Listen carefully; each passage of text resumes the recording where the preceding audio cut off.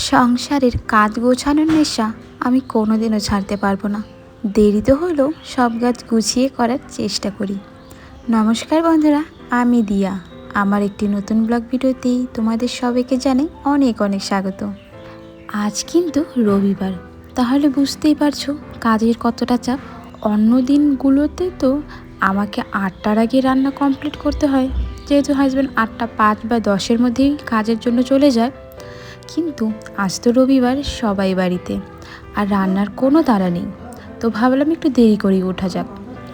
দেরি বলতে 7টার দিকে উঠেছি, যেখানে কিনা প্রত্যেক দিন 6টায় উঠি। তাহলে ভাবো 1 ঘন্টা দেরি হয়ে গেছে। কাজের কিন্তু একটু চাপ রয়েছে। তো সকালে ঘুম থেকে উঠেই না বাসি কাজ টুকিটাকি ছেড়ে ভাবলাম আজ রবিবার, ঘরটা মুছে নিই। ঘর মুছে আমি গিয়েছিলাম স্নান করতে। আর এদিকে চা ছাড়া তো আর সকাল শুরু হবে না, এই জন্য সবার জন্য চা বানিয়ে নিয়েছি। আমি তো দুধ চা খাবো, আর আমার হাজব্যান্ড সবসময় লাল চাটাই পছন্দ করে। এই জন্য সবার জন্য দুধ চা হলেও আমার হাজব্যান্ডের জন্য সবসময় আমাকে লাল চা বানাতেই হবে। সকালে কিন্তু আমি একবার রান্না করেছি ভাত, ডাল, বাঁধাকপি ভাজা। সকালে এখন কারো যদি খিদে পায় তাহলে খেতে পারে। তারপর চলে এসেছিলাম ঘরে। আমি তো ঘুম থেকে একটু দেরি করে উঠেছি, হাজব্যান্ড আরও দেরি করে উঠেছে, ওই 8:30টার দিকে। অন্য দিন তো সকাল সকাল উঠতে হয়, সেই জন্য রবিবারের দিনটা একটু দেরি করে ওঠে। তো ঘুম থেকে উঠে চাটা খেয়ে তারপর চলে গিয়েছি একটু বাজারে। আমাদের বাজার বাড়ি থেকে না বেশি একটা দূরে নয়, একদম কাছে। তো বাজারে গিয়ে মাটন আরও অনেক কিছু নিয়ে আসছে, সেগুলো একটু পরে দেখাচ্ছি। তার আগে একটা জিনিস দেখাই। এই তো ঠান্ডা তো চলে গেল, বালাপোষ, ব্ল্যাঙ্কেট এত কিছু না, আর বিছানায় জায়গাও হচ্ছে না। তো ভাবলাম আজকে বালাপোষটা, এইটা ট্রাঙ্ক না কি বলবো বুঝতে পারি না, এর মধ্যে উঠিয়ে রাখি। আর এর ওপর দিয়ে আমি তো সব সময় একটা ফুলদানি রাখি, যাতে দেখতে ভালো লাগে। ঘরের কাজ করতে করতে হাজব্যান্ড আবার বাজার থেকে চলেও এসেছে। কিছুটা পেঁয়াজ, রসুন, আলু আর লঙ্কা নিয়ে এসেছিল। সাথে নিয়ে এসেছিল 3-4 রকমের গুঁড়ো মশলা। যেহেতু মাটনের ছাট মাংস নিয়ে এসেছিল, আর মাংসের মধ্যে একটু মশলাপাতি না হলে তো হয় না, এই জন্য বেশ কিছুটা মশলা নিয়ে এসছে। এটা কিন্তু প্রথমেই বলে দিই, রিয়েল যে মাটন হয় সেই মাটনটা কিন্তু একদমই নয়। এটা হলো মাটনের ছাট, যার দাম রিয়েল মাটনের থেকে অনেকটাই কম। সব সময় তো আর রিয়েল মাটনটা কিনে খেতে পারি না, ভীষণ দাম। তা মাঝে মাঝে আমরা এভাবে ছাট মাংস কিনে খাই। ওই যে কথাই আছে না, যতটা চাদর ততটাই পা ফেলানো উচিত। আমাদেরও কিন্তু ঠিক তেমনটাই।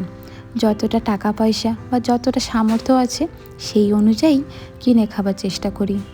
খেতে তো সবারই মন চায় একটু ভালো মন্দ খাবার। চলো, অনেক কিছু বলে ফেললাম।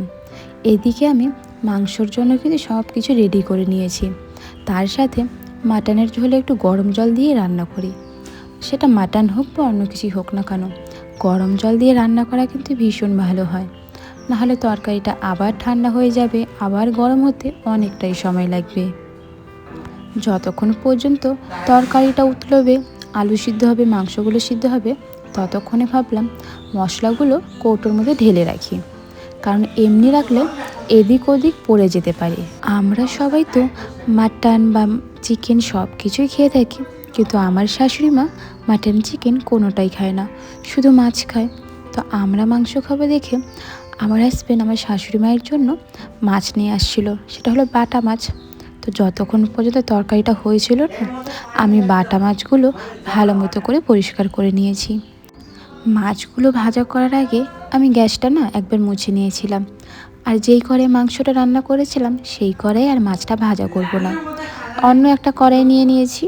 প্রথমে না তেলটাকে ভালো মতো করে গরম করে নিব, নয়তো মাছটা আবার নিচে লেগে যেতে পারে, সেই জন্য।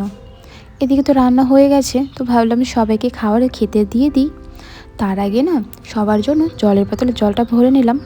আর আমার খাওয়ার একটু দেরি আছে, যেহেতু আমি মাছগুলো ভাজা করছি, তো ভাবলাম মাছগুলো আগে ভাজা করা শেষ করে তারপরেই খেতে বসবো।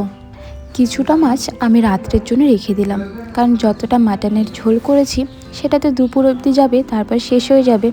রাত্রেবেলাতে কিছু রান্না করতে হবে। ওই আলু আর বাটা মাছ দিয়ে পাতলা একটা ঝোল বানাবো, খেতে ভীষণ ভালো লাগবে। তো এদিকে আমার খাওয়া কিন্তু এখন হয়ে গেছে। এখন শুধুমাত্র খাওয়া দাওয়া করার পর যে বাসনগুলো হয়েছিল সেগুলো ধুয়ে নিয়েছি। আমি না সকালে স্নান করার সময় চুলে শ্যাম্পু করেছিলাম। এখন ঘড়িতে কটা বাজে জানো? 2টো বাজে। এখনও পর্যন্ত চুলটা খোলার গামছাটা খোলার আর সময় হয়নি, এতটা বেলা হওয়া সত্ত্বেও। তো আজ রবিবার, সেই জন্যে আর কি ভেবেছি হাজব্যান্ডের গাড়িটাও ধুয়ে দিই। পুরো সপ্তাহ জুড়ে তো রাস্তায় চলাচল করে, আর সময়ও হয় না যে গাড়িটা ধুবো, ওই একটা দিনই পাই। এই জন্য শ্যাম্পু দিয়ে ভালো মতো করে ধুয়ে নিয়েছি। আর গাড়িটা ধোয়ার পরে একটা গামছা দিয়ে ভালো মতো করে শুকিয়ে নিলাম, নয়তো যেই জলের দাগগুলো থাকে না, দেখতে ভীষণ খারাপ লাগে। এখন আমার মোটামুটি সব কাজ হয়ে গেছে, শুধুমাত্র খাওয়ার জল আনবো, তাহলেই ধরো সব কাজ শেষ। তারপর একটু বসে রেস্ট নিব, কারণ সকাল থেকে কন্টিনিউ কাজ করছি তো, আর তার উপর ভিডিওটাও এডিট করতে হবে। এসব করতে করতে তো আবার সন্ধেও হয়ে যাবে। সন্ধেবাতি দেওয়ার পর আবার রাতের রান্না বসাতে হবে, রাতে রান্না করে আবার সবাইকে খেতে দাও, ওই এক রুটিন। এই জন্যই আর রাত্রেবেলার ভিডিওটা করিনি, না হলে ভিডিওটা অনেক বড় হয়ে যেত, হয়তো তোমাদের ভালো লাগতো না। তো এদিকে এত কাজ করেছি না, আমার ভীষণ গরম লাগছিল, তো ভাবলাম হিমালয়া ফেস ওয়াশ দিয়ে একবার মুখটা ধুয়ে নিই। চলো বন্ধুরা, আজকের ভিডিওটা এখানেই শেষ করি।